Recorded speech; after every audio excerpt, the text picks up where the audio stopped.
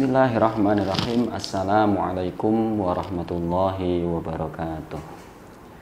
Alhamdulillahirabbil alamin. Wassalatu wassalamu ala sayyidil anbiya wal mursalin wa ala alihi wa sahbihi wa man tabi'ahu bihudahu ila yaumiddin. A'udzu billahi minasyaitonir rajim. Ya ayyuhalladzina amanu taqullaha haqqa tuqatih wala tamutunna illa wa antum muslimun. Amma ba'du. Kaum muslimin yang dirahmati Allah Subhanahu wa taala, mendekatkan diri kepada Allah, dan memang kita diperintahkan untuk selalu mendekatkan diri kita kepada Allah Subhanahu wa taala dengan berbagai macam instrumen dari hadis maupun dari ayat suci Al-Quran. Bahkan Allah Subhanahu wa ta'ala memberikan informasi kepada kita bahwa Allah senantiasa mendekatkan dirinya kepada kita. Wa idza sa'alaka ibadi anni fa inni qarib. Ketika engkau, wahai Muhammad, kata Allah, ditanya tentang hambaku, di manakah aku? Allah menjawab, fa inni qarib, sesungguhnya aku dekat. Tetapi terkadang kita mendapatkan Allah jauh dari hidup kita. Bukan karena Allah jauh, tapi justru kita yang menjauhkan diri kita dari Allah Subhanahu wa ta'ala. Maka untuk itu, mari kita berusaha mendekatkan diri kepada Allah Subhanahu wa ta'ala seraya memohon pertolongan agar supaya hidup kita diberi kemudahan. Kaum muslimin yang dirahmati Allah Subhanahu wa ta'ala, mudah dalam kondisi yang biasa maupun mudah dalam kondisi yang sulit. Sesulit apapun hidup kita akan terasa mudah apabila kita mendekatkan diri kita kepada Allah Subhanahu wa ta'ala. Maka mari kita belajar dari salah satu firman Allah Subhanahu wa ta'ala yang disampaikan kepada kita. A'udzubillahi minasyaitonirrajim. Wasta'inu bis-sabri was-shalah. Memohonlah pertolongan kepada Allah lewat jalur kesabaran dan lewat jalur shalah. Karena iyyaka na'budu wa iyyaka nasta'in, hanya kepadamulah ya Allah kami beribadah, dan hanya kepadamulah ya Allah kami memohon pertolongan. Inti daripada Al-Quran terletak dalam surat Al-Fatihah, sedangkan inti dari surat Al-Fatihah terletak pada ayat tersebut, iyyaka na'budu wa iyyaka nasta'in. Lalu bagaimana cara kita untuk memohon pertolongan kepada Allah? Yaitu bisabri wassalah. Yang pertama dengan kesabaran, yang kedua dengan sholat. Kaum muslimin yang dirahmati Allah, saat ujian hidup ini datang, karena memang ujian hidup itu selalu datang, dan Allah memang selalu menyertakan ujian dalam hidup kita. Sebagaimana Allah firmankan, wala nabluwannakum bisyai'im minal khauf, dan akan aku uji kalian dengan sesuatu sedikit dari rasa takut. Takut miskin, takut mati, takut susah, takut kehilangan, dan lain sebagainya. Maka untuk menyingkirkan rasa takut itu, ya satu-satunya mendekat kepada Allah. Karena hanya orang yang dekat kepada Allah yang tidak pernah merasa takut. Orang-orang yang mengikuti perintah Allah, menjauhi larangan Allah, mereka tidak akan pernah merasa takut. Maka untuk itu mari kita atur kesabaran kita. Wabil khusus dalam kesempatan ini akan kami sampaikan bagaimana memohon pertolongan Allah Subhanahu wa ta'ala dengan sholat. Membangun sholat dengan tipe sholat yang berkualitas, dengan tipe sholat yang bagus.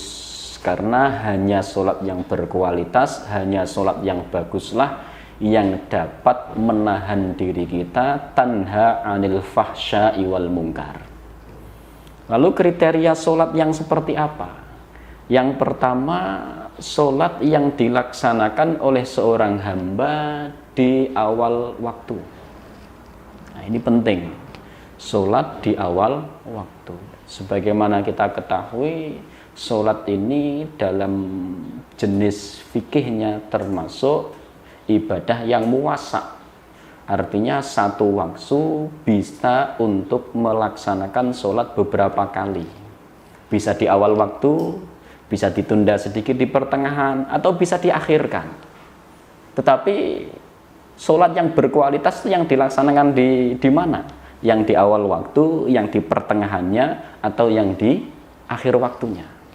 Nah, kalau sholat zuhur ya mungkin bisa kita ibaratkan pas jam 12 atau jam setengah 2 atau jam setengah 3. Maka sholat yang berkualitas yang harus kita tata bagaimana? Di awal waktu, begitu telinga mendengar adzan langsung, kan itu, fas'au ila dzikrillah, langsung bersegera, sa'a yas'a, berjalan serasa berlari, artinya bersegera untuk mendatangi sholat panggilan daripada sholat, supaya sholat kita menjadi sholat yang berkualitas. Maka jangan tunda sholat di awal waktu. Kemudian yang kedua, dikatakan sholat yang berkualitas ketika kita melaksanakannya dalam kondisi berjamaah. Ini yang penting, kaum muslimin yang dirahmati Allah. Dalam kondisi berjamaah ini istimewa. Kenapa? Karena satu sama lain saling melengkapi. Dikatakan oleh Dr. Wahbah Az-Zuhaili bahwa sholat yang berkualitas itu adalah sholat yang terbanyak jamaahnya, kemudian diikuti dengan sholat yang terjauh masjidnya. Semakin jauh semakin bagus, apalagi mau terbang ke Arab Saudi, sholat di Masjidil Haram lebih bagus.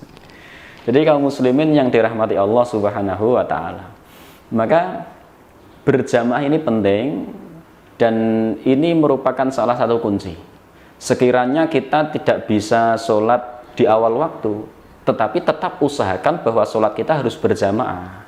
Misalkan teman-teman yang ada di rumah sakit yang harus berjaga dan pasien tidak boleh ditinggal, maka bolehlah menunda sedikit, tetapi tetap diusahakan berjamaah. Dibagi kloter 1 sholat, kloter 2 kemudian jaga pasien. Kemudian setelah kloter 1 selesai sholat, gantian kloter 2 kemudian sholat. Meskipun waktunya sedikit ditunda, tetapi diusahakan tetap sholat berjamaah. Kaum muslimin yang dirahmati Allah Subhanahu wa ta'ala. Kemudian yang ketiga, sholat dikatakan istimewa ketika sholat itu menjadi sholat yang khusyuk. Dan sholat dikatakan khusyuk ketika kesempurnaan rukun terpenuhi. Salah satunya adalah tumakninah. Maka kalau kami hubungkan wasta'inu bisabri wassalah, orang sabar kudu sholat, orang sholat kudu sabar. Maksudnya bagaimana?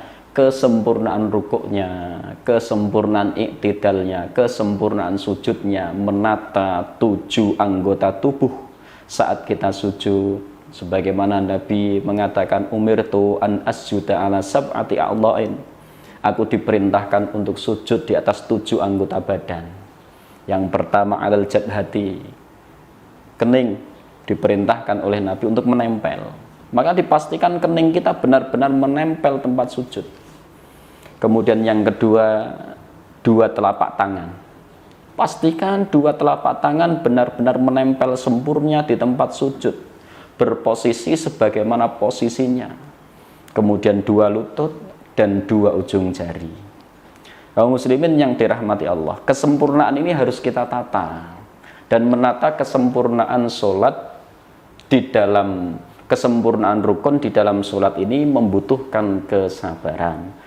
Maka orang sabar harus sholat, orang sholat harus sabar. Ini kaitannya begitu. Maka ketika sholat kita sempurna, sholat kita berkualitas, maka Allah Subhanahu wa ta'ala pun mengatakan wa innaha lakabirah wa innaha lasaqilah, kata Ibnu Katsir. Sesungguhnya sholat itu merupakan perkara yang berat. Seberat apa sholat itu? Ya seberat apa yang kita rasakan ketika sedang asik istirahat, kemudian datang panggilan adzan. Kok terkadang kita mengatakan, kok wis adzan. Maka perkataan ini seakan-akan menunjukkan bahwa hati kita tidak rindu terhadap sholat. Atau terkadang hati kita masih berat, kok ya wis wektune sholat. Padahal sholat ini sesuatu yang harusnya ringan, harusnya menyenangkan. Nah, kenapa sholat kita tidak menjadi sholat yang menyenangkan? Karena kita belum khosyi'in, sehingga sholat itu menjadi sholat yang saqilah. Maka mari kaum muslimin yang dirahmati Allah, supaya sholat kita menjadi sholat yang ringan, sholat yang benar-benar masuk ke dalam hati kita, tanha anil fahsya'i wal munkar, membersihkan jiwa kita dari berbagai macam kondisi, wabil khusus kita semakin dekat kepada Allah. Lah saat sholat itulah, maka mari kita tata sholat kita dengan sholat yang baik, dengan sholat yang sempurna, dengan sholat yang benar. 3 poin saja yang perlu kita perbaiki. Yang pertama waktunya, yang kedua jamaahnya, yang ketiga adalah kualitas daripada sholat itu. Tumakninah di dalam rukuknya, panjang sholatnya kita harus perhatikan supaya sholat kita menjadi sholat yang baik. Kiranya demikian kaum muslimin yang dirahmati Allah. Kurang lebihnya kami mohon maaf. Wabillahi taufik wal hidayah. Wassalamualaikum warahmatullahi wabarakatuh.